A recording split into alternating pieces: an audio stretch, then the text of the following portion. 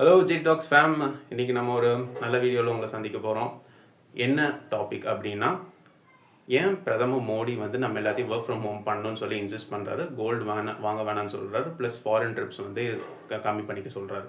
So number one, work from home வேணும் அப்படின்னா நம்மளுக்கு வந்து பெட்ரோலோட க்ரூட் ஆயில் ரேட் வந்து குளோபல் மார்க்கெட்ஸில் ரொம்ப அதிகமாகிடுச்சு. கிட்டத்தட்ட $100 to $120 தான் இப்போ ட்ரேட் ஆகிட்டு இருக்குது.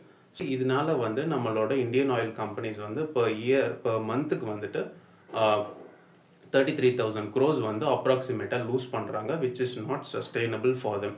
அண்ட் நம்பர் டூ, ஏன் வந்து ஒர்க் ஃப்ரம் ஹோம் வந்து இன்சிஸ்ட் பண்ணுறாங்கன்னா, ஒரு மெட்ரோபாலிட்டன் சிட்டியில் வந்து ஒருத்தர் வந்து ரெகுலர் கம்யூட் கம்மி பண்ணாருன்னா கிட்டத்தட்ட per மந்த் வந்து அவர் மட்டுமே 6,000 to 7,000 ருபீஸுக்கான பெட்ரோல் வந்து அவர் சேவ் பண்ண முடியும். அதுதான் வந்து இன்னையோட இந்தியாவோட ஸ்டாட்ஸ். ஓகேங்களா? ஸோ நம்பர் த்ரீ, அவர் ஃபாரெக்ஸ் ரிசர்வ் டிப்ளீஷன். நம்ம வந்து இந்தியா பார்த்தீங்கன்னா லாஸ்ட் 3 months மட்டுமே $72 billion வந்து ஃபாரெக்ஸ் ரிசர்வ்லேருந்து நம்ம லூஸ் பண்ணியிருக்கோம்.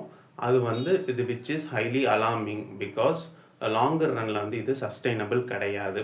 அதனால தான் வந்து கோல்ட் ஃபாரின் travel வந்து கொஞ்சம் ரெடியூஸ் பண்ணிக்க சொல்லியிருக்கேன். I hope you like this information. If you like this, please like, share, subscribe and comment.